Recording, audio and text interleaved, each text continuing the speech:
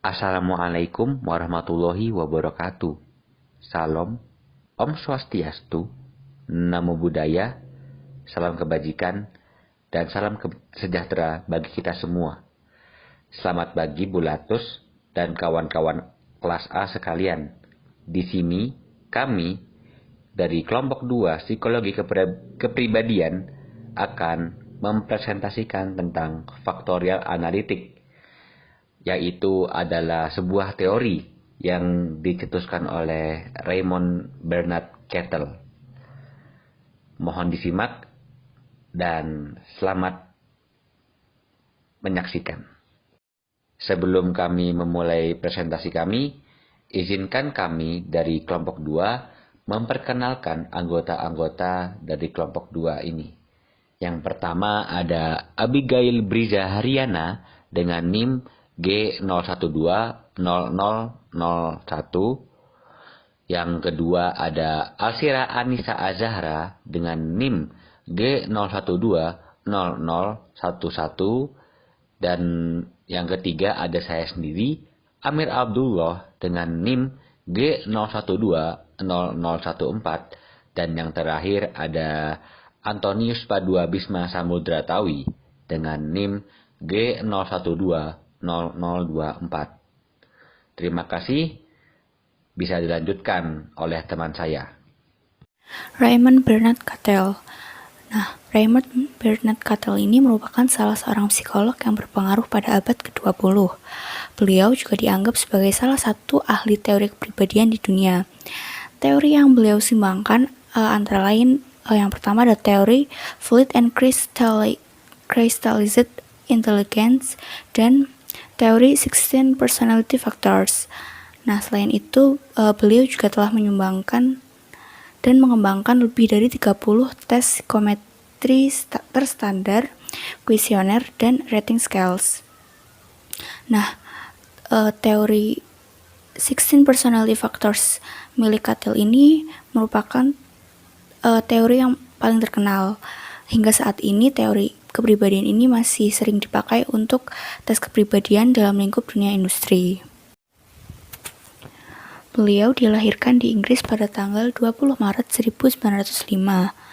Ayahnya merupakan seorang mekanik yang bekerja untuk membuat peralatan perang untuk Perang Dunia II, sementara ibunya merupakan anak dari pemilik pabrik yang sukses. Kedua orang tuanya itu tidak ada yang mengenyam pendidikan formal hingga perguruan tinggi. Namun, orang tua beliau tetap mendukung perkembangan Cattell sehingga ia dapat mengenyam perguruan tinggi. Saat remaja itu, dia mengenyam pendidikan di Universitas London jurusan psikologi dan lulus pada tahun 1929. Kemudian dia mengajar di Universitas Exeter hingga tahun 1932, lalu dia menjabat sebagai Direktur Klinik Bimbingan Anak Leicester hingga tahun 1937. Kemudian beliau mengajar di Universitas Clark di Worcester, Massachusetts hingga tahun 1941. Setelah tugas singkat sebagai dosen di Universitas Harvard, ia diangkat sebagai profesor riset psikologi di Universitas Illinois di Urbana. Posisi yang dipegangnya ini hingga menjadi profesor emeritus pada tahun 1974. Pada tahun 1945 di Universitas Illinois, ia mendirikan a Laboratory of Personality Assessment and Group Behavior yang kemudian berubah menjadi Institute for Personality and Ability Testing. Di Universitas Illinois beliau mengembangkan multivariate behavior research. Ia berpendapat bahwa kepribadian tidak univariate. Ada banyak hal yang mempengaruhi kepribadian seseorang, dan semua dimensi harus diamati dengan seksama. Karenanya, pendekatan multivariate lebih tepat untuk digunakan ketika ada penelitian kepribadian. Di Illinois inilah beliau mulai mengembangkan teori kepribadiannya. Beliau ini merupakan seorang penulis yang produktif di bidang pengukuran psikologis. Di antara banyak bukunya adalah The Meaning and Measurement of Neuroticism and Anxiety. Lalu ada Handbook of Multivariate Experimental Psychology, lalu ada Prediction and Achievement and Creativity, lalu ada Abilities, Day Structure, Growth, and Action. Pada tahun 1997, atas dedikasinya terhadap psikologi, American Psychology Association sebenarnya akan menghadiahi beliau sebuah medali Lifetime Achievement. Namun beberapa kolega merasa beliau tidak pantas mendapatkannya karena penelitiannya tentang intelijensi sosial mengandung unsur rasisme. Nah, beliau meninggal pada tanggal 2 Februari 1998 dengan berbagai konflik yang belum terselesaikan. Halo teman-teman semua, perkenalkan nama saya Abigail Brisa Haryana dengan NIM G012001 akan membawakan materi tentang struktur trait dalam teori faktorial analitik. Tapi sebelum jauh ke sana, sebenarnya menurut Bapak Raymond B. Kettle sendiri, apa sih sebenarnya kepribadian itu? Nah, beliau mengemukakan pendapatnya mengenai kepribadian, yaitu bahwa kepribadian adalah, dalam bahasa Inggrisnya, personality is that which permits a prediction of what a person will do in a given situation. Jadi secara definisi operasionalnya, kepribadian adalah struktur kompleks dari traits yang tersusun dalam berbagai kategori yang memungkinkan prediksi tingkah laku seseorang dalam situasi tertentu mencakup seluruh tingkah laku yang konkret maupun yang abstrak simpulan. Nah, gimana maksudnya? Jadi secara sederhananya bahwa kepribadian itu di mana seseorang mampu memprediksi perilaku yang akan dilakukannya dalam situasi tertentu nantinya. Kepribadian yang dimaksud Kettle di sini juga fokus dalam seluruh bentuk perilaku, baik luar dan dalam, konkret maupun abstrak simpulan tadi. Nah, karena Kettle percaya bahwa tidak dapat menentukan suatu kepribadian hingga mampu menentukan seluruh konsep yang akan digunakan suatu perilaku atau trait itu sendiri. Nah, Kettle, Bapak Raymond B. Kettle ini mengajukan sebuah prosedur statistik, yaitu teori analisis faktorial, di mana sebuah teknik statistik yang berdasar pada korelasi antara variabel pengukuran untuk mengukur faktor umum. Jadi, jika korelasi di antara kedua variabel tinggi, maka aspek-aspek yang mungkin sama dapat menyebabkan suatu tingkah laku atau kepribadian.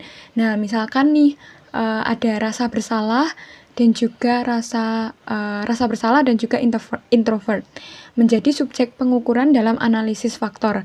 Nah, ketika menunjukkan korelasi yang tinggi di antara keduanya, maka dapat disimpulkan bahwa antara rasa bersalah dengan perilaku introvert memiliki faktor umum yang menyebabkan seorang individu memiliki kepribadian tersebut, gitu. Kettle ini menyebut faktor umum tadi sebagai sebuah trait atau elemen kepribadian, atau nantinya termasuk dalam struktur kepribadiannya. Hanya ketika kita mengetahui karakteristik trait seseorang, kita bisa memperkirakan bagaimana seseorang akan berperilaku dalam suatu situasi. Nah, menurut Bapak Raymond B. Kettle ini, trait atau elemen dasar dari kepribadian yang berperan vital dalam usaha meramalkan tingkah laku ini diklasifikasikan memakai 3 kategori. Nah, apa saja pasti teman-teman sudah penasaran, jadi kita tunggu next slide berikutnya.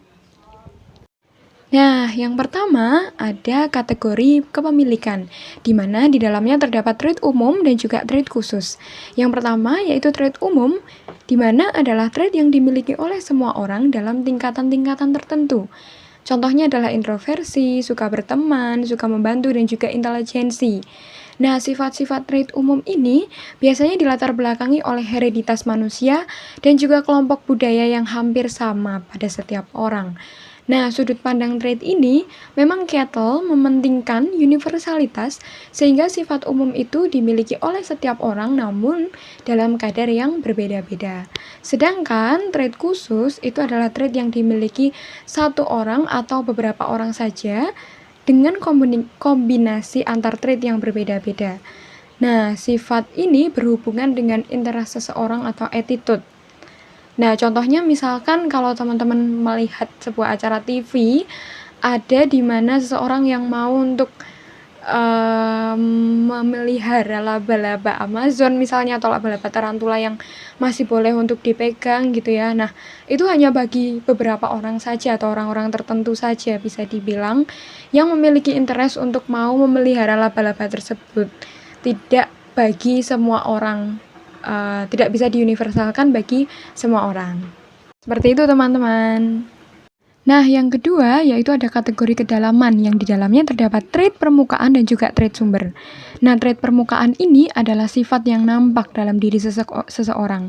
Nah, misalnya ketika kita melihat seorang remaja ini banyak senyum, lincah, kemudian dia mampu menyenangkan orang lain, gerapiak atau ramah, dan dia merencanakan kegiatan yang menarik, maka dapat dikatakan bahwa trait permukaannya adalah periang. Nah, sebaliknya, jika seorang remaja tersebut orangnya memandang masa depan dengan suram, seringkali overthinking atau insecure, kemudian senang mengkritik orang lain, tampak kelelahan. Nah, menurut Bapak Ketol, ini dikatakan sebagai trait permukaan yang depresif gitu. Nah, kemudian ada trait sumber di mana elemen-elemen dasar yang menjelaskan tingkah laku ini hanya bisa diidentifikasi dengan analisis faktor. Jadi tidak dapat disimpulkan hanya dengan pengamatan atau observasi tingkah laku secara langsung. Akan ada analisis faktornya nanti. Nah, jadi trait-trait permukaan ini nanti dicari interkoneksinya untuk menentukan unit apa yang mempengaruhi dan juga melatar belakangi trait ini. Dan trait sumber ini bersifat konstitusional atau bersifat bentukannya pada sebuah lingkungan gitu.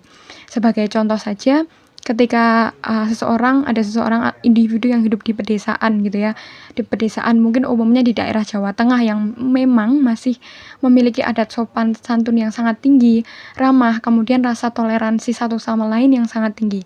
Kemudian terdapatnya beberapa ritual-ritual di sana gitu ya, yang memang masih kental terjaga gitu, sehingga membentuk individu ini ketika punya atau melihat lingkungan yang seperti itu akhirnya lebih berhati-hati dalam bertindak, terus kemudian menjaga sifat-sifat yang tadi seperti tinggi, santun yang tinggi, ramah, rasa toleransi yang tinggi gitu, karena syarat akan petuah leluhur tadi gitu.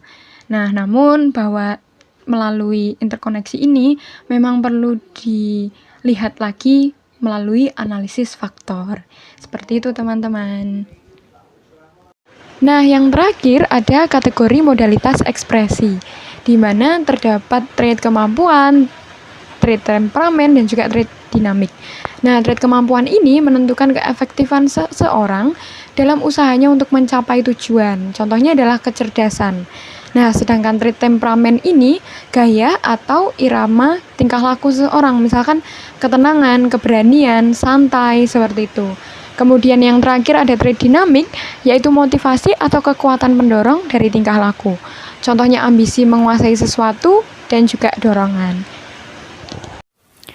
Yang kedua ada faktor sumber. Jadi Carroll meneliti trait dengan mengumpulkan 4.000 sifat manusia. Nah, sebagian besar sifat ini diperoleh dari kamus yang disusun oleh Alport dan Aubert. Nah, sifat-sifat ini kemudian diringkas dengan cara mengelompokkan sifat yang mirip dan menghilangkan istilah asing dan metaforik. Nah, setelah diringkas, sifat-sifat tadi menjadi 200 sifat. Nah, dengan memakai metode cluster, sifat-sifat ini dikelompokkan lagi menjadi 35 sifat sumber. Nah, masing-masing sifat ini diberi simbol huruf yang berbeda. Dari 35 sifat tersebut, dibagi lagi menjadi 2 kelompok, yaitu 23 sifat populasi normal dan 12 sifat populasi patologis. Nah, setelah dilakukan analisis terhadap 23 sifat populasi normal, ditemukan 16 sifat primer. Nah, 16 sifat itu dinamakan 16 faktor primer, dan sisa dari 23 sifat populasi primer tadi dinamakan faktor primer non-PF. Nah, Kettle menjadikan 16 faktor primer itu untuk mengembangkan instrumen pengukuran kepribadian. Kini dikenal dengan 16 personality factor questionnaire. Faktor-faktor pada 16 PF. Yang Yang pertama ada faktor A. Faktor ini memiliki proporsi yang besar. Tipe reservoir atau schizotypes adalah orang yang menarik diri, halusinasi, cenderung mempunyai bentuk tubuh tinggi dan kurus. Sedangkan tipe outgoing atau cyclotypes adalah orang yang ramah, senang tertawa, dan cenderung memiliki bentuk tubuh gemuk dan pendek. Yang kedua adalah faktor B atau intelligence. Faktor ini berhubungan dengan kecerdasan dan kemampuan berpikir. Nilai rendah ataupun tinggi dari faktor ini berhubungan dengan skor tes inteligensi, tingkat pendidikan, kemampuan berpikir, dan logika. Lalu yang ketiga ada faktor C atau ego strength. Faktor ini mirip dengan konsep kekuatan ego pada psikoanalisis.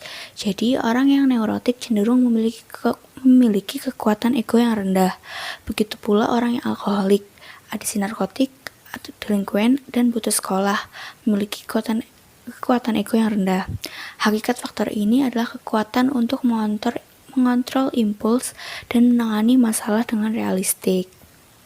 Lalu yang keempat ada faktor E atau submissive dominance. Orang yang dominan atau E+ pada faktor E ini pada umumnya merupakan orang yang percaya diri, sombong, congkak, agresif, bersemangat, berkemauan tinggi, dan mementingkan diri sendiri. Sebaliknya, orang yang submisif atau emin cenderung ragu-ragu, rendah hati, lembut, pendiam, dan penurut. Nah, submisif dan dominan ini sama-sama memiliki sifat positif dan negatif. Yang kelima adalah faktor F, disurgensi dan surgensi. Nah, pada masa kanak-kanak, faktor ini besar proporsinya. Begitu pula saat dewasa, faktor ini tetap penting. Kettle memperkirakan bahwa trait ini dipengaruhi oleh keturunan sebesar 55%. Orang dengan disurgensi tinggi atau F- adalah orang yang depresi, pesimistik, seklusif, kelelahan, lemah, introspektif, dan khawatir. Sebaliknya, orang dengan surgensi atau F+ ditandai dengan sifat penggembira, mudah bergaul, ramah, responsif, bersemangat, humoris, dan senang bicara. Lalu yang keenam ada faktor G atau superego strength. Nah, faktor ini mirip dengan konsep superego dari Freud. Orang dengan superego yang kuat cenderung memiliki ketetapan atau setia dengan tujuan, peduli dengan kontrol diri terhadap tingkah laku. Yang ketujuh ada faktor H, Trexia parmia. Faktor ini dipengaruhi oleh keturunan sebesar 40%. Trexia atau H- adalah reaksi bahaya dari sistem simpatik, yaitu malu, takut-takut, menyendiri, dan menahan diri. Sedangkan parmia atau H+ bercirikan dominasi saraf parasimpatik, yaitu pemberani, penjelajah, senang berkelompok, periang, dan responsif. Yang kedelapan adalah faktor I atau haria premsia. Haria ini berhubungan dengan sikap disiplin dari orang tua, sedangkan premsia berhubungan dengan proteksi yang berlebihan dari orang tua. I negatif menjadi orang yang dewasa, independen, realistik, dan dapat mencukupi diri sendiri. Sedangkan I positif atau premsia adalah orang yang tidak sabaran, banyak menuntut, sopan, sentimental, imajinatif, dan kreatif. Nah, budaya lama ini cenderung lebih premsia, dan budaya pionir ini lebih haria. Yang kesembilan adalah faktor L, alaxia protension. Nah, orang protension ini cenderung mudah curiga, cemburu, dan menarik diri. Sedangkan orang alaxia cenderung mudah percaya, bisa memahami, dan sabar. Yang ke-10 adalah faktor M, praxernia ausia. Nah, sifat praxernia ini atau M negatif mengarah pada orang yang konvensional, praktis, sadar akan tujuan, logis, dan khawatir. Sedangkan sifat ausia ini mengarah kepada orang yang tidak konvensional, kritis hingga banyak bicara, imajinatif. Dan menurut Kettle, M negatif ini bisa menjadi dasar gejala obsesif kompulsif. Yang ke-11 ada faktor N, artlessness dan shrewdness. Nah, artlessness ini atau N negatif merupakan orang yang naif, rendah hati, dan spontan. Sedangkan shrewdness atau N positif merupakan orang dengan ciri materialis, cerdik, berpandangan luas, dan pintar. Lalu yang ke-12 adalah faktor O, yaitu assurance, guilt, proneness. Nah, assurance ini atau O negatif merupakan orang yang percaya diri, ulet, dan tabah. Sedangkan O positif adalah trait yang hanya ditemukan pada orang dengan patologis alkoholik, kriminal, dan depresif. Nah, mereka ini hanya memiliki teman yang terbatas dan mempunyai standar hidup yang tidak normal. Nah, yang terakhir ini adalah faktor Q. Faktor Q ini terdiri dari 4 faktor, yaitu Q1, Q2, Q3, dan Q4. Nah, semua faktor ini memiliki pengaruh proporsi yang kecil terhadap tingkah laku. Nah, dari semua itu menjelaskan tentang self. Nah, antar Q ini mempunyai hubungan walaupun bentuk sifatnya yang berbeda. Misalnya, orang yang konservatif cenderung terikat dengan kelompok, sedangkan orang yang radikal cenderung lebih percaya diri, mandiri, dan bersemangat. Assalamualaikum warahmatullahi wabarakatuh. Perkenalkan, nama saya Amir Abdullah. Saya akan menjelaskan tentang dinamika trait dalam teori faktorial analitik. Di sini saya akan menjelaskan apa itu dinamika trait. Dinamika trait muncul sebagai salah satu klasifikasi trait dalam pembahasan mengenal struktur trait. Temperamen sebagian besar terikat dengan dinamika dalam hal modalitas, dikarenakan banyaknya orang yang hanya berfokus tentang fenomena kekuatan dari suatu kegiatan. Secara spesifik, bahasan mengenai dinamika trait sebagai motivasi menganalisis asal-muasal penggerak trait dan saling hubungan subsidiasi antara sikap attitude, sentimen, dan sifat keturunan, ERG. Masuk ke bagian yang pertama, yaitu sikap. Sikap adalah konsep tentang tingkah laku spesifik atau keinginan untuk bertingkah laku tertentu sebagai respon terhadap suatu situasi, bukan seperti yang banyaknya masyarakat pahami, yaitu pandangan tentang sesuatu yang menolak atau menerima, senang atau tidak senang. Itu adalah sesuatu yang salah. Misalnya, seorang mahasiswa putra mempunyai keinginan untuk mempelajari bahasa Jerman dengan teman sekelas tertentu. Kurikulum bahasa Jerman, interest, intensitas, tingkat keinginan mengikuti kelas, respon pilihan teman, dan objek kelas bahasa Jerman. Tingkah laku belajar bahasa Jerman akan berperan sebagai motivator dari sikap tersebut. Berbicara mengenai motivasi menurut Cattell adalah sesuatu yang sangat kompleks, dan motif attitude akan terlibat dalam alur kerja motif atau kisi-kisi dinamik. Tidak semua motif disadari dalam keikutsertaan dalam contoh di atas. Mempertahankan gelar mahasiswa rajin mungkin adalah tujuan utama putra dalam menguasai bahasa Jerman. Mendekati pujaan hatinya mungkin bisa menjadi sebuah kemungkinan, dan ingin menjadi mirip dengan tokoh impiannya, contohnya Adolf Hitler, juga sebuah kemungkinan untuk menjadi tujuan putra dalam menguasai bahasa Jerman. Motif-motif itu tersusun dalam satu mata rantai. Satu motif berada di bawah motif yang lain. Ada motif yang diarahkan ke subtujuan yang harus dicapai sebelum mencapai tujuan berikutnya. Ketika semua motif disadari, rantai subsidiasi dapat diungkap dengan pertanyaan mengapa, yang pada akhirnya akan tersusun dalam satu mata rantai, yang satu subsidiari dari yang lain, dan semuanya sering berakhir pada dorongan dalam memenuhi kebutuhan pokok hidup yang bersifat pembawaan. Masuk ke pembahasan berikutnya, yaitu dorongan pembawaan, atau yang biasa disebut dengan ergon. Ergon sendiri berasal dari bahasa Yunani, yaitu yang berarti kinerja atau energi. Ergon sendiri biasa disingkat sebagai erg. Erg, menurut Cattell, adalah dorongan atau motif pembawaan. Semua dorongan primer yang dibawa kelahiran disebut erg, seperti seks, lapar, haus, rasa ingin tahu, marah, dan motif-motif yang lainnya. adalah contoh-contoh dari ERG. Berbeda dengan psikoanalisis, Kettle memakai analisis faktor kembali terhadap data T dari sampel anak-anak dan orang dewasa dari berbagai budaya. Matematis dan logis adalah ciri-ciri pendekatan yang dapat didapat dari pemetaan motivasi manusia tersebut. Dari pendekatan tersebut, Kettle dapat menemukan 10 jenis ERG, dan jika dirincikan, 6 ERG itu sudah independensinya jelas, 4 ERG independensinya masih kurang jelas, dan 2 ERG masih dipertanyakan nilainya sebagai faktor hereditas. ERG tersebut dapat dilihat di slide selanjutnya. Masuk ke pembahasan yang ketiga, yaitu sentimen.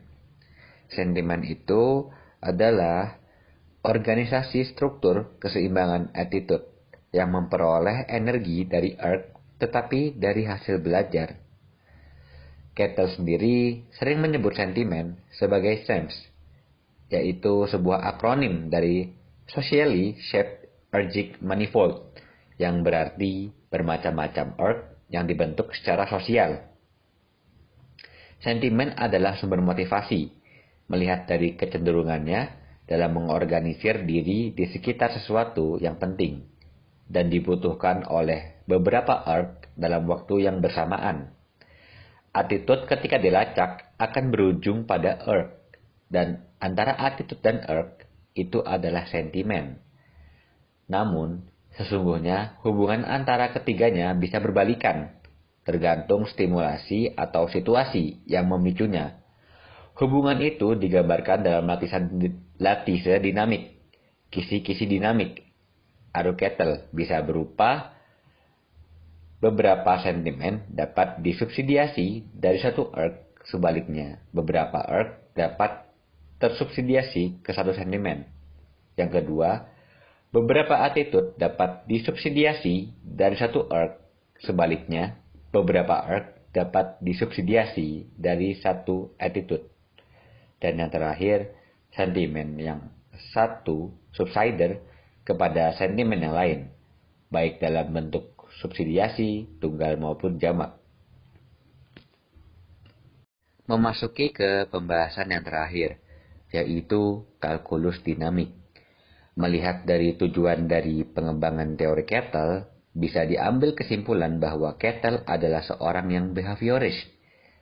Temperamen, trait, abilitas, dan motivasi diukur tidak melalui dalam pengertian sesuatu yang dimiliki individu, tetapi lebih dalam pengertian tingkah laku. Untuk memahaminya lebih lanjut dan akurat, maka dibuatkan konsep kalkulus dinamik.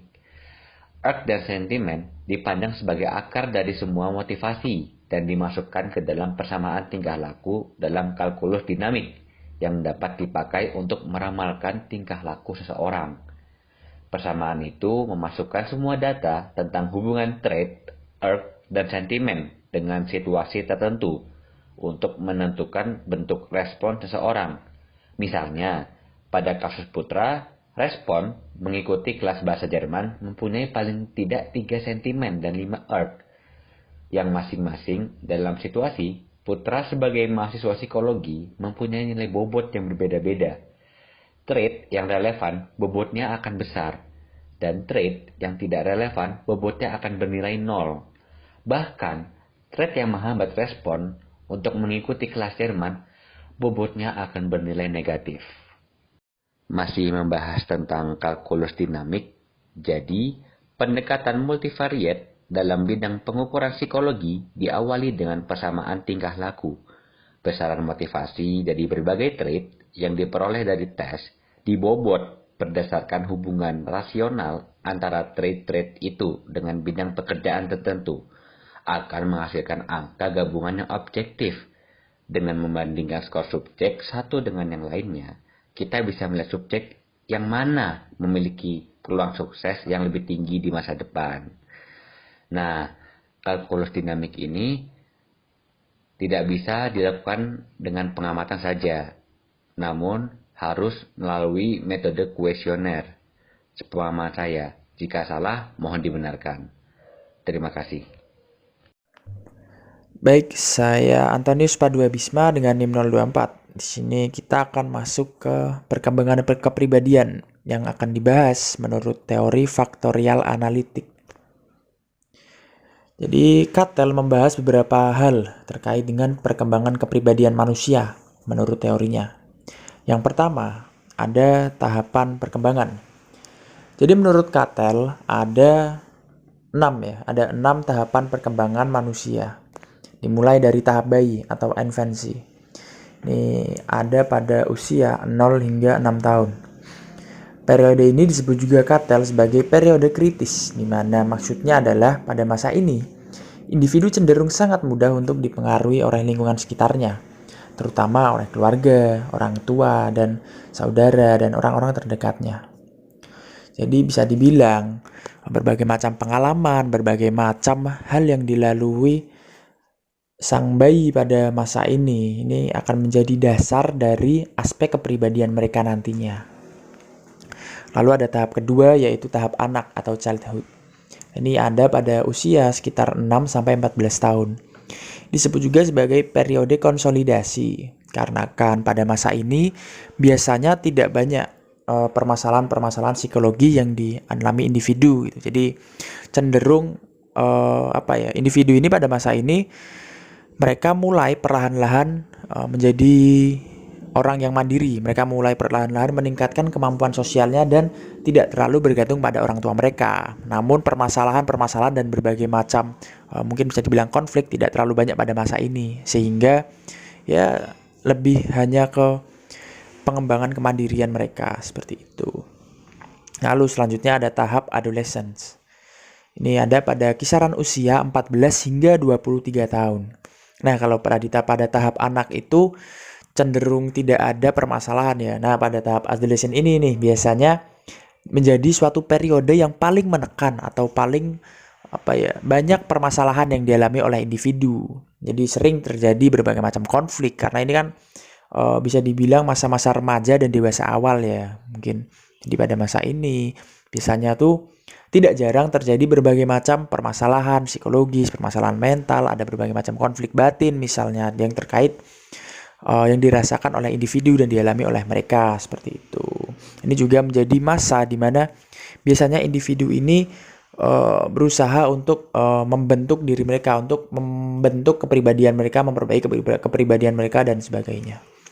Kemudian selanjutnya ada tahap kemasakan atau tahap maturity. Tahap dewasa ini ada di usia 23 hingga 50 tahun. Nah, ini adalah masa-masa di mana individu menjadi sangat produktif biasanya ya. Mereka mulai fokus pada karir, perkawinan, fokus pada keluarga mereka, sehingga produktivitas mereka sangat tinggi dan kepribadiannya cenderung stabil ya karena karena tidak terlalu banyak perubahan yang ada pada masa ini, kebanyakannya. Lalu selanjutnya ada tahap pertengahan atau middle age. Ini adalah masa-masa di mana individu berumur sekitar 50 hingga 60 atau mungkin sampai 70 tahun gitu, berbeda pada tiap orangnya. Biasanya pada masa ini itu terjadi penurunan kemampuan ya, terkait kemampuan fisik, stamina dan sebagainya. Nah, dari penurunan kemampuan tadi itu biasanya diikuti dengan perubahan kepribadian sebagai responnya nih. Contohnya ada orang yang setelah kemampuan fisiknya turun, lalu orang tersebut menjadi sedih dan dia merasa rindu dengan masa mudanya gitu, dan mungkin dia menjadi kekanak-kanakan menjadi kekanak-kanakan gitu ya istilahnya. Lalu ada juga orang yang setelah tahu bahwa kemampuan fisiknya turun, menanggapi dengan bijak gitu, dia menjadi lebih dewasa mungkin kepribadiannya, menerima kalau dia itu memang udah umur segitu, memang kemampuannya memang turun, jadi tidak kanak-kanakan lagi, tidak memaksakan yang sudah bukan di usianya seperti itu.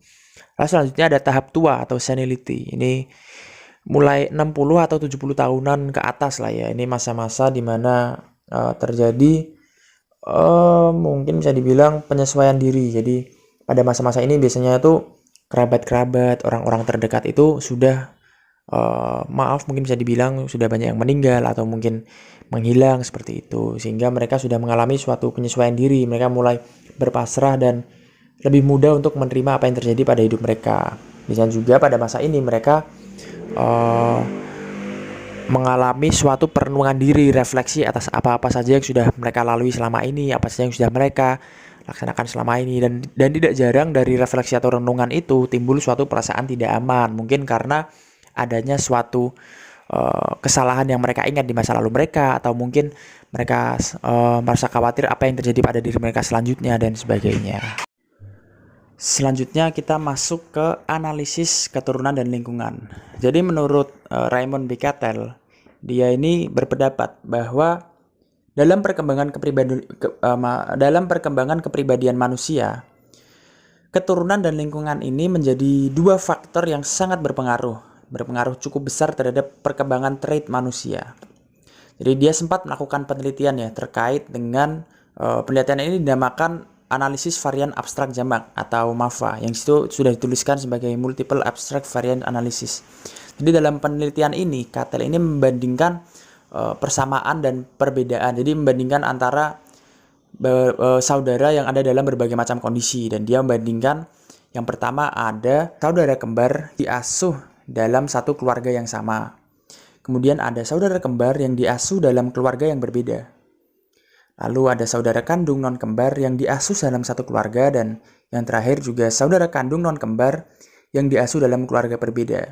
Jadi Cattell ini membandingkan aspek-aspek trait, perbedaan-perbedaannya pada masing-masing variabel tadi itu. Dan berdasarkan penelitian tadi, ternyata Cattell mendapatkan bahwa dalam situasi tadi ini ada 80% pengaruh keturunan terhadap intelijensinya, dan ada 80% pengaruh terhadap kerasaan malu, dan juga 30% terhadap kepuasan emosional. Dari sini kita dapat menilai bahwa keturunan atau hereditas ini menjadi sangat berpengaruh terutama terhadap intelijensi dan juga suatu emosi atau perasaan malu, sifat impulsif manusia. Itu sangat dipengaruhi oleh sangat dipengaruhi oleh faktor keturunan. Selain itu selain terkait dengan traits tadi, Cattell juga menemukan bahwa ada korelasi negatif antara faktor keturunan dan lingkungan yang terjadi. Apa maksudnya? Jadi saat seseorang memiliki suatu trait berdasarkan keturunan mereka yang tidak mereka harapkan, maka biasanya mereka akan memanfaatkan faktor lingkungan ini untuk mengarah kepribadian mereka, mengarahkan trait mereka ini. Jadi memang kebanyakan dari korelasi negatif ini sengaja dilakukan untuk mengarahkan perkembangan kepribadian trait individu. Contohnya adalah saat seseorang memiliki trait di mana dia ini seorang yang kidal, dia memiliki kebiasaan kecenderungan untuk memakai tangan kirinya. Nah, biasanya karena ada suatu aspek kebudayaan misalnya, dan lingkungannya ini mengajarkan agar si anak membiasakan diri untuk menggunakan tangan kanannya. Jadi itu adalah contoh dari korelasi negatif, di mana traits dari keturunan menandakan membuat seseorang ini terbiasa untuk menggunakan tangan kiri, namun traits dari lingkungannya membiasakan dia untuk menggunakan tangan kanan. Itu adalah salah satu contoh korelasi negatif. Contoh lainnya adalah yang paling simpel, yang paling sering kita lihat dalam kehidupan sehari-hari, di mana ada seorang anak yang mungkin bisa dibilang intelijensinya kurang. Intelijensinya kurang ini adalah salah satu mungkin dari efek dari keturunan gitu. Nah, orang tua biasanya ini akan memberikan les atau memberikan yang bermacam-macam les kepada si anak, tujuannya agar meningkatkan intelijensi. Itu adalah salah satu contoh dari korelasi negatif. Begitu juga sebaliknya, ada banyak kita lihat di sekitar kita di mana seseorang dengan intelijensi yang tinggi biasanya tidak terlalu ikut les-lesan yang sangat banyak. Jadi bisa dibilang keturunan itu memberikan suatu traits intelijensi yang tinggi, namun lingkungannya tidak terlalu memberikan traits pengaruh terhadap traits intelijensi yang tinggi itu. Jadi itu adalah salah satu contoh korelasi negatif juga. Nah, gejala ini disebut dengan yang namanya hukum pemaksaan ke arah rata sosial. Jadi ada suatu pemaksaan agar individu ini menjadi rata-rata sesuai dengan lingkungan sosialnya. Ini sangat dipengaruhi oleh pranata sosial. Jadi pranata sosial ini bisa berupa sekolah, kelompok sebaya, keluarga, dan sebagainya. Bagaimana cara pranata sosial mempengaruhi kepribadian? Menurut Cattell ada 3 macam jenis. Jadi yang pertama melalui pembentukan karakter yang disengaja. Ini contohnya adalah saat masyarakat sekitar atau anggota dalam suatu pranata sosial ini memang menyuruh atau mengarahkan si individu secara langsung untuk menuruti kemauan mereka agar sesuai dengan apa yang diinginkan oleh peranata sosial tersebut. Lalu yang kedua ada faktor situasi yang bukan melakukan kemauan sadar. Ini misalnya adalah saat ada suatu kondisi di mana kita ini terpaksa untuk mengikuti apa yang biasa terjadi dalam peranata sosial tersebut, seperti itu. Lalu yang ketiga ada akibat pola tingkah laku yang terbentuk dari cara pertama dan kedua. Jadi ini merupakan pengembangan setelah kita dibentuk oleh apa yang diinginkan oleh lingkungan sekitar kita, lalu kita juga berubah kepribadiannya karena kan ada faktor situasi. Lalu selanjutnya kita mengombinasikan kedua itu untuk kita mengembangkan diri kita lagi gitu, mengembangkan kepribadian kita lagi lebih lanjut. Baik, terkait dengan peranata sosial ini, mungkin saya akan memberikan suatu contoh ya, terkait dengan ketiganya sekaligus. Jadi, misalnya nih, saat kita masuk ke dalam peranata sosial yang berupa kelompok penelitian ilmiah, atau mungkin dalam kegiatan yang mahasiswa yang lebih real ya gitu ya, mungkin seperti kasrat gitu. Contoh ya, ini hanya contoh. Jadi, misal kita masuk dalam suatu kelompok ilmiah seperti itu. Lalu, ternyata anggota-anggotanya itu menyarankan kita agar kita ini banyak aktif berpendapat, aktif menyuarakan pendapatnya, bertanya dan sebagainya. Nah, itu menyebabkan itu kan suatu pembentukan karakter kita yang disengaja oleh teman-teman anggota kelompok kita. Mungkin awalnya kita bukan tipe orang yang banyak berpendapat atau aktif seperti itu. Tapi karena itu kita jadi mengubah karakter kepribadian kita dikarenakan adanya tuntutan dari mereka seperti itu. Lalu terkait dengan faktor situasi. Nah, ini dalam kelompok penelitian ilmiah tadi, kita ini tidak cukup hanya dengan aktif berpendapat, karena kita harus memperluas wawasan kita juga. Jadi dalam situasi seperti itu mau tidak mau kita harus memperbanyak memperbanyak wawasan kita dengan cara banyak-banyak membaca jurnal, membaca literasi ilmiah dan sebagainya. Dengan demikian kita mungkin menjadi pribadi yang lebih rajin, lebih terstruktur dan sebagainya. Itu adalah salah satu contoh yang perubahan kepribadian yang disebabkan oleh faktor situasi dan bukan karena kemauan sadar, karena kita dengan sendirinya menjadi tipe orang yang seperti itu.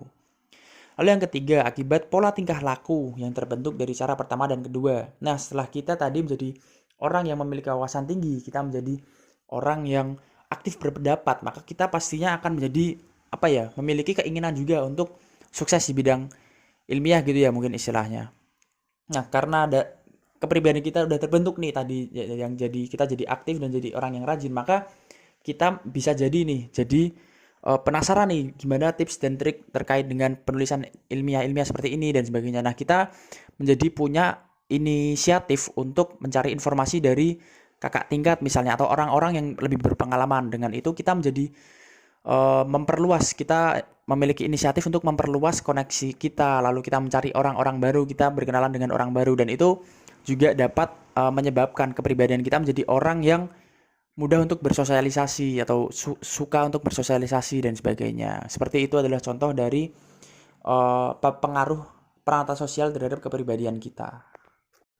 Selanjutnya ini ada faktor lain yang menjadi sangat berpengaruh terhadap aspek kepribadian manusia menurut Cattell, yaitu ada faktor kecemasan. Jadi kecemasan ini menurut Cattell adalah suatu sekaligus sifat dari suatu trait seseorang. Jadi kecemasan ini sangat berhubungan timbal balik dengan kepribadian manusia. Jadi ada suatu keadaan, ada suatu kondisi di mana hal tersebut dapat menyebabkan kecemasan seseorang ini muncul. Tapi di sisi lain ada juga trait atau kepribadian manusia yang membuat kecemasannya itu mudah untuk muncul. Jadi dapat disebabkan oleh faktor luar maupun faktor dalam. Dan dalam kecemasan ini sendiri ada berbagai macam tingkatan, sehingga kecemasan tiap orang berbeda-beda satu sama lainnya. Ada seorang yang hanya kecemasannya itu rendah, tapi ada juga yang bersifat kronis atau mungkin sedikit-sedikitnya itu gampang cemas gitu loh. Jadi dalam suatu keadaan yang mungkin tidak membuat orang lain cemas, dia tuh sangat mudah untuk cemas. Lalu berdasarkan teori faktorial analitik ini, Cattell ini mengidentifikasi bahwa kecemasan ini dapat menggambarkan 5 jenis perasaan lain. 5 perasaan tersebut, pertama ada perasaan curiga terhadap orang lain. Kemudian yang kedua ada khawatir terhadap suatu celaan. Ketiga ada tidak mampu membentuk konsep diri. Yang keempat disebabkan karena tegang. Dan yang kelima berkaitan dengan kegembiraan yang berlebihan. Ini adalah 5 perasaan yang biasanya muncul beriringan dengan kecemasan. Jadi dan juga menyebabkan kecemasan itu muncul. Jadi kecemasan itu bisa menjadi suatu bisa mewakili dari 5 perasaan ini. Jadi sebenarnya dia merasakan 5 perasaan ini, tapi yang dimunculkan adalah suatu kecemasan seperti itu. Nah, selanjutnya kita masuk ke aspek terakhir, yaitu belajar. Jadi belajar yang dimaksudkan oleh Cattell di sini adalah usaha untuk mengembangkan kepribadian. Kepribadian ini belajar ini dapat didorong oleh orang lain maupun oleh diri orang itu sendiri. Nah, ada 3 jenis belajar yang diidentifikasikan oleh Cattell. 3 jenis. Yang pertama ada classical conditioning atau conditioning klasik.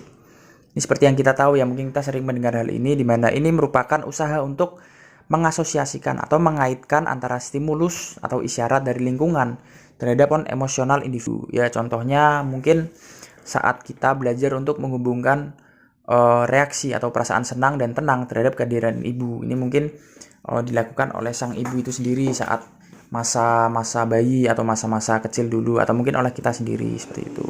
Dan yang kedua ada conditioning instrumental atau instrumental conditioning. Ini bisa dibilang suatu cara untuk memberikan kepuasan kita atas suatu tujuan tertentu dengan melakukan berbagai macam kegiatan. Contohnya saat kita melakukan makan siang bersama dengan rekan kerja kita. Nah, itu tujuan utamanya adalah untuk meningkatkan hubungan kita dengan rekan kerja, dan tujuan dari peningkatnya hubungan tersebut adalah untuk memperlancar kinerja kita dalam pekerjaan nantinya, sekaligus untuk meningkatkan rasa aman dan kepercayaan diri kita. Jadi itu berkaitan dengan kepuasan kita terhadap tujuan kita dalam pekerjaan kita nantinya. Nah, dalam conditioning instrumental ini terdapat istilah belajar konfluen, yang berarti memperoleh kepuasan mencapai berbagai tujuan melalui suatu kegiatan. Dan yang terakhir adalah belajar terintegrasi. Sebenarnya belajar integrasi ini merupakan gabungan dari klasik dan instrumental tadi, di mana ini adalah usaha untuk memaksimalkan kepuasan dalam jangka panjang dengan memilih suatu perilaku atau arc tertentu sekaligus menahan arc perilaku lainnya. Ya, contohnya mungkin adalah saat seseorang anak belajar untuk menekan kebebasan dirinya. Jadi arc terkait dengan kebebasannya itu ditekan, dan dia memilih untuk membantu orang tuanya untuk mendapatkan terkait dengan cinta dan perlindungan dari orang tua. Itu adalah satu contoh dari belajar terintegrasi. Untuk selanjutnya mungkin akan dilanjut oleh rekan saya terkait dengan aplikasi dari teori Cattell. Oke, kita masuk ke yang pertama, bahwa aplikasi dari teori Cattell ini adalah asesmen kepribadian. Jadi kita bisa lihat ada beberapa, yaitu dari daftar instrumen asesmen kepribadian yang dikembangkan oleh Cattell dan juga pakar yang lain berkolaborasi bersama untuk mengungkap trait, dan dimana dilatar belakangi oleh konsep trait yang dipilah-pilah sehingga memberikan kemudahan untuk mengembangkan hipotesis operasionalnya nanti. Nah, yang pertama yaitu ada 16PF atau 16 Personality Factor Questionnaire, di mana ini mengungkap trait normal orang dewasa, seperti tadi yang sudah dijelaskan oleh rekan saya. Kemudian yang kedua ada PSPQ, yaitu Preschool Personality Questionnaire untuk anak usia 4-6 tahun. Kemudian ada ESPS, Early School Personality Questionnaire untuk anak usia 6-8 tahun. Ada KPQ, ada Child Personality Questionnaire untuk anak usia 8-12 tahun. Ada HSPQ, ada High School Personality Questionnaire untuk remaja usia 12-18 tahun. Kemudian KAQ, ada Clinical Analysis Questionnaire untuk mengungkap trait psikologis seseorang. Kemudian yang terakhir ada MRQ, Marriage Role Questionnaire untuk mengungkap kepuasan seks, kebersamaan, peran, dan juga lain-lain. Mohon maaf bila tadi ada beberapa pengucapan saya yang sedikit meleset ya teman-teman. Ya, seperti itu. Selanjutnya, aplikasi dari teori Cattell ini adalah teori abnormalitas, di mana teori Cattell ini sejalan dengan pandangan klinis bahwa neurosis dan juga psikosis yang terjadi itu karena adanya konflik yang tidak terselesaikan dalam diri individu. Jadi setiap konflik memiliki banyak attitude dan juga sentimen yang terlibat seperti yang sudah dijelaskan oleh Amir tadi, sehingga muncul pilihan tingkah laku yang tidak dikehendaki. Nah, kemudian kita masuk ke yang pertama, yaitu neurosis, di mana neurosis ini adalah pola tingkah laku yang ditunjukkan oleh seseorang yang merasa dirinya mengalami kesulitan emosional, tapi tidak menunjukkan gangguan psikotik. Nah, gangguan psikotik itu kan yang paling kita kenal mungkin skizofrenia ya teman-teman, di mana bahwa penderitanya itu mengalami kesulitan dalam membedakan kenyataan dan juga imajinasi gitu. Kondisi ini biasanya kan dimunculkan dengan adanya waham atau delusi dan juga halusinasi gitu. Berbeda dengan neurosis ini. Nah, temuan Kettle ini menunjukkan bahwa neurotik itu berkembang pada keluarga yang misalnya penuh konflik, kurang disiplin, kurang kasih sayang, terus kemudian menerapkan standar moral yang tinggi, atau mungkin dari suami istri atau ya ibunya memiliki latar belakang stabilitas emosional yang rendah. Nah, biasanya faktor-faktor penyumbang neurotik itu ketika kekuatan egonya rendah, stabilitas emosinya rendah, terus kemudian primsianya tinggi atau sangat peka dengan emosi orang lain, tingkah lakunya berubah-ubah, dominannya juga rendah, dan punya kecemasan yang sangat tinggi atau berhubungan dengan ketidakpastian seks dan juga agresi biasanya. Nah, yang selanjutnya aplikasi dari teori Kettle ini adalah psikosis dan juga psikoterapi. Yang pertama yaitu psikosis, di mana psikosis ini adalah hilangnya kontak individu dengan realita. Seperti yang sudah saya singgung tadi teman-teman, bahwa penderitanya itu punya kesulitan untuk membedakan kenyataan dan juga imajinasi, dan ditandai dengan munculnya halusinasi juga waham tadi gitu. Oleh sebab itu, gangguan mental ini kan berbeda ya dengan neurosis tadi. Kalau neurosis tadi setidaknya masih memahami masalahnya gitu. Kalau psikosis ini tidak mempunyai pemahaman terkait dengan masalahnya, tidak mampu merawat diri, dan bahkan membahayakan orang lain gitu. Nah, psikosis ini misalkan manik depresif dan juga skizofrenia gitu ya, yang kita tahu sebagai gangguan psikotik gitu, punya andil dari faktor keturunan itu sangat besar gitu. Jadi peran keluarga menyumbang terjadinya psikotik ini besar gitu. Dan berdasarkan riset gitu ya, for information bagi teman-teman saja, bahwa orang tua dengan skizofrenia itu biasanya lebih ambivalen gitu dengan orang tua penderita manik depresif yang biasanya justru lebih hangat dan juga melindungi kerabatnya yang menderita gangguan psikotik tersebut gitu. Nah, biasanya psikotik ini juga tidak banyak bicara. Kemudian dalam hal akademis, misalnya nilai matematika atau nilai perhitungannya itu rendah, ingatannya buruk, sangat sulit untuk berkonsentrasi, lambat dalam membaca, dan aspirasinya itu tidak realistis gitu. Nah, biasanya kalau misal kita cek dengan skor 16BF tadi, bahwa skizofrenia itu kekuatan egonya rendah, tegangan drive-nya juga rendah, introversinya tinggi. Kemudian kalau skor BF dari manik depresif itu biasanya kecerdasannya yang paling nampak, bahwa kecerdasannya rendah, temperamennya konservatif, dan super egonya tinggi. Kemudian ada psikoterapi. Nah, yang ditekankan dari Bapak Raymond B. Kettle ini adalah pemakaian asesmennya, bahwa pemakaian asesmen itu sentral dari terapi, karena nanti bisa dipakai untuk mendiagnosis kemudian menentukan treatment yang sesuai berdasarkan kelemahan-kelemahan yang harus diperbaiki juga gitu. Nah, data keras dari asesmen ini bisa menghilangkan subjektivitas dari terapis gitu, sehingga hasil pengamatan dan juga perlakuannya pada klien itu nanti akan objektif. Nah, asesmen ini sebelum dan juga sesudah terapi dipakai gitu ya. Jadi ada sebelum terapi dan juga sesudah terapi untuk menilai keefektifan dan juga kemanjuran prosedur dari terapi. Nah, Bapak Kettle sendiri ini tidak menekankan bagaimana psikoterapinya, cuman bagaimana pemakaian asesmen tersebut gitu ya. Dan memang menerima pemahaman mendalam dari Freud mengenai perubahan maupun perubahan tingkah laku dari behaviorisme, kemudian didasarkan dan dilakukan terus-menerus dengan memanfaatkan asesmen. Seperti itu teman-teman. Nah, sekarang teman-teman kita berjumpa pada evaluasi dari teori Kettle. Nah, pastinya dalam setiap teori akan ada kekuatan, kelemahan, kemudian teori ini juga akan dikritisi begitu ya teman-teman untuk perkembangan yang lebih lanjut gitu. Sama halnya dengan teori Kettle ini. Nah, sebenarnya teori Kettle ini cukup komprehensif dan menggambarkan kompleksivitas motivasi yang mudah dipahami. Begitu juga punya instrumen dan model analisis kuantitatif yang canggih gitu ya. Kalau kita lihat kekuatan dari teori Kettle ini memang dalam hal metodologi, pengukuran, dan juga statistiknya gitu. Sebagai contoh, tes ini mengukur agresi pada usia 10-16 tahun, satu lagi mengukur usia 17-20 tahun. Kemudian diberikan sampel yang berusia batas-batas tadi ya, jadi usia 16 dan juga 17 tahun. Dan memang hasilnya signifikan. Jadi kedua tes tersebut memang sama-sama mengukur agresi, pas begitu teman-teman.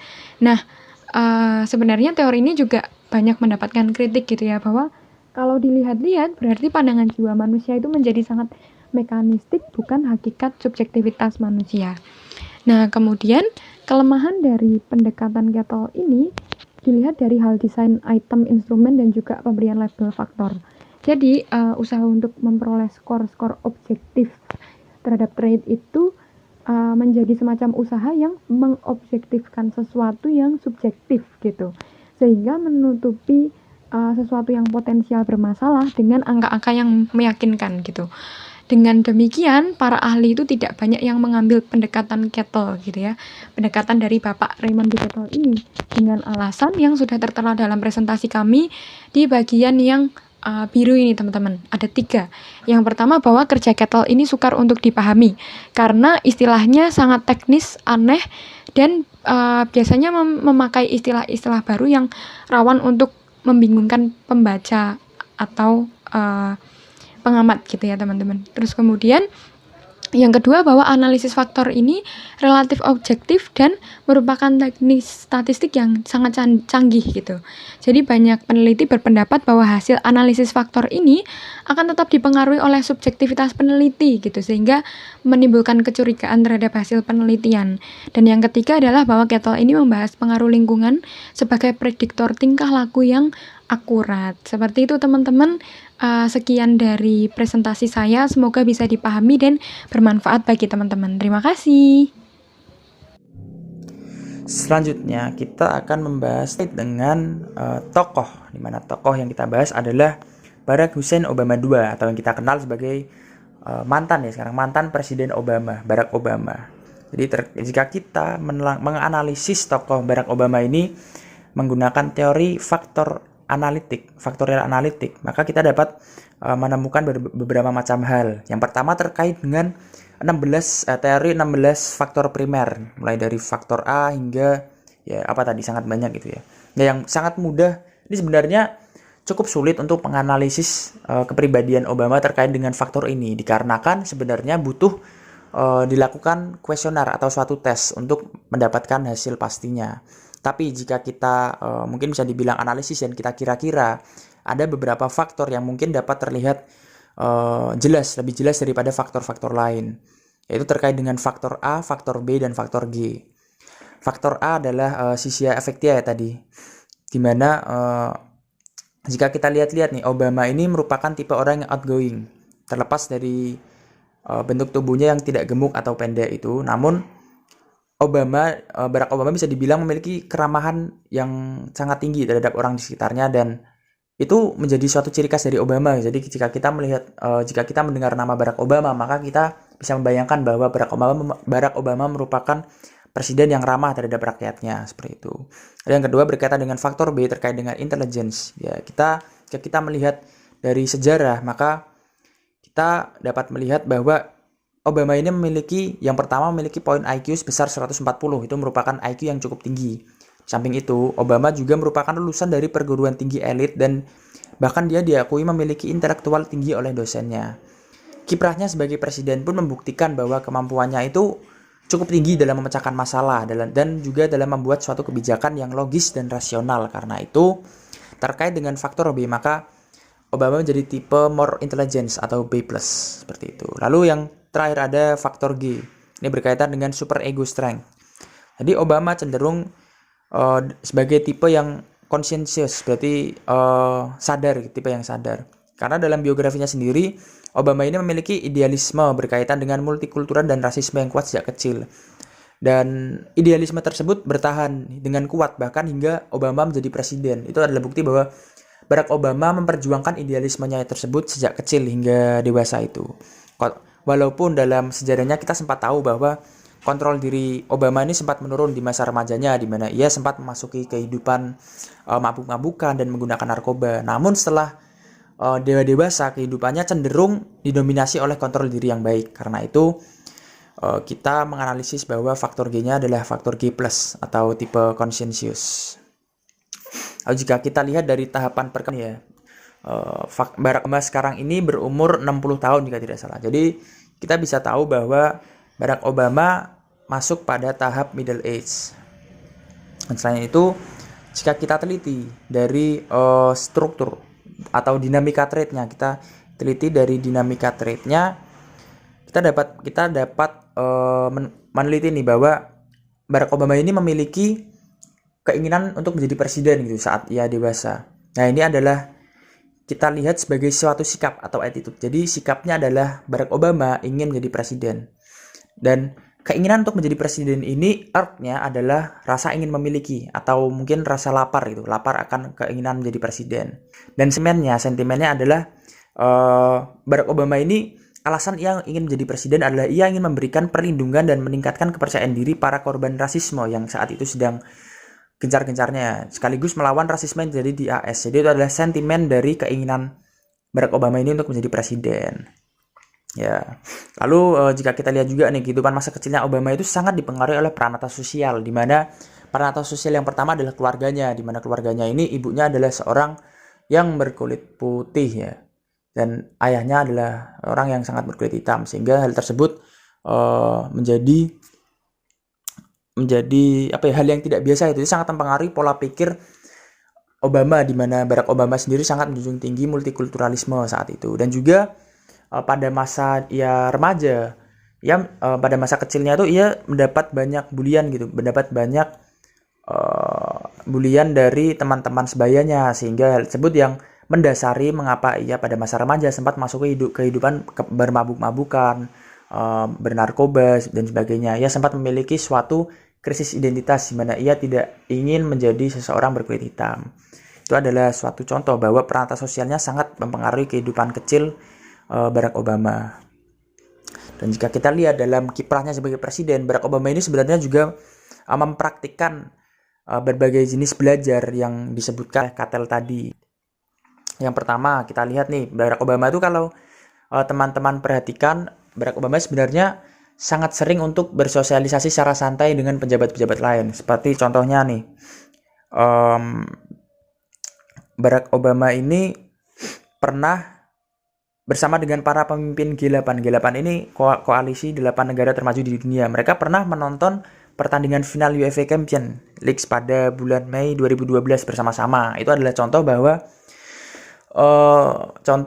praktik dari belajar instrumental conditioning ya tadi, berarti di mana dia melakukan suatu kegiatan bersama-sama dengan rekan kerjanya untuk memperlancar hubungan kinerjanya nanti. Itu adalah suatu langkah untuk mencapai kepuasan pada ketujuannya. Itu adalah contoh kecil dari belajar tadi. Oke, sekian yang dapat saya sampaikan terkait dengan analisis Barack Hussein Obama. Jika kita teliti lebih dalam, mungkin kita bisa mendapatkan lebih banyak lagi insight-insight terkait dengan teori faktorial analitik. Nah, mungkin cukup sekian dan selanjutnya akan saya serahkan kembali kepada moderator. Terima kasih. Baik, sekian presentasi dari kelompok kami. Jika ada pertanyaan yang terpendam atau ada yang tersimpan di dalam unek-unek, bisa disampaikan kepada kami ketika sesi tanya jawab telah dibuka. Terima kasih. Wassalamualaikum warahmatullahi wabarakatuh.